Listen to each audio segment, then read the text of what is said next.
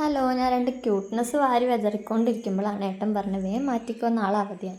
കേട്ട താമസം ഞാൻ കുഞ്ഞിനെ എടുത്തിറങ്ങി, അച്ഛനോട് പോട്ടെ പറഞ്ഞ് അങ്ങ് ഇറങ്ങി. ഇന്നത്തെ പോക്ക് കൽപ്പറ്റയിലേക്കാണ് കേട്ടോ.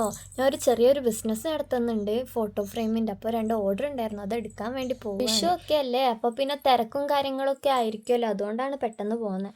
പിന്നെ ഒന്നാമത് സൺഡേ വരുമ്പോൾ കടയൊക്കെ അവധിയായിരിക്കും. അപ്പോൾ അതാ നമ്മളെ ചെറിയച്ഛൻ നിൽക്കുന്നത്. ചെറിയച്ഛനോട് പോട്ടെ പറഞ്ഞ് ഞങ്ങളങ്ങനെ പോവുക. നോക്കുമ്പോൾ അതാ മോനതാ ഫ്രണ്ടിൽ അങ്ങനെ ഇരിക്കുന്ന ഏട്ടൻ്റെ കൂടെ. ആദ്യമായിട്ട് അങ്ങനെ ഇരിക്കാം.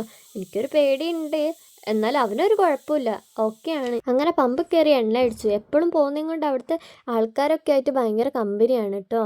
മോൻ എവിടെയെങ്കിലും പോവുകയാണെന്ന് വെച്ചാൽ വണ്ടിയിൽ ഇരിക്കുകയില്ല. അവൻ അങ്ങനെ ഏട്ടനെ പിടിച്ച് നിന്ന് കാഴ്ച കാണണം.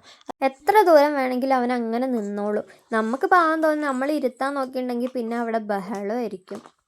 അങ്ങനെ ഫ്രെയിം എടുക്കാനാട്ടോ ആദ്യം പോയത്. ഞാൻ മാത്രമേ അങ്ങോട്ട് കയറിയുള്ളൂ. ഏട്ടൻ കുഞ്ഞിനെയും കൊണ്ട് താഴെ നിന്നു.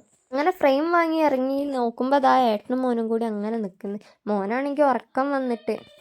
എന്നിട്ട് പിന്നെ അവിടെ നിന്ന് ഒരു ചേച്ചീൻ്റെ അടുത്ത് നിന്ന് ലോട്ടറി ഒക്കെ വാങ്ങി. ഭാഗ്യമുണ്ട് പരീക്ഷിക്കാനേ. ഇപ്പോൾ സമയം ഒരു 5:45 6 മണിയൊക്കെ ആയിട്ടോ. കൽപ്പറ്റ ടൗൺ കാണാൻ എന്തൊരു ഭംഗിയാ നോക്കിയേ. പിന്നെ നമ്മൾ സാലീൻ്റെ അടുത്ത് പോയി കുറച്ച് പ്രിൻ്റൊക്കെ എടുത്തങ്ങ് ഇറങ്ങി. എനിക്ക് പിന്നെ ഒരു ചെരുപ്പൊക്കെ വാങ്ങി. ഏട്ടൻ കണ്ടില്ല, ആട് ചവയ്ക്കുന്ന പോലെ ചവച്ചുകൊണ്ടിരിക്കുന്നത്. എന്നിട്ട് പിന്നെ നേരെ ചുണ്ടയ്ക്ക്. നൈറ്റ് റൈഡ് ഒരു വൈബ് തന്നെയല്ലേ. എന്നിട്ട് നമ്മൾ അസീക്കാൻ്റെ കടയിലേക്ക് പോയി കുഞ്ഞന് ചായ ഒക്കെ വാങ്ങി കൊടുത്ത്. കുഞ്ഞൻ കണ്ടില്ലേ, ചായ ഒറ്റയ്ക്കൊക്കെ പിടിച്ച് കുടിക്കാനായി. അവൻ എത്ര പെട്ടെന്നാണ് വളർന്നത്. അപ്പോൾ പിന്നെ ഇന്നത്തെ വിശേഷം ഇത്രയേ ഉള്ളൂ. ബായ്.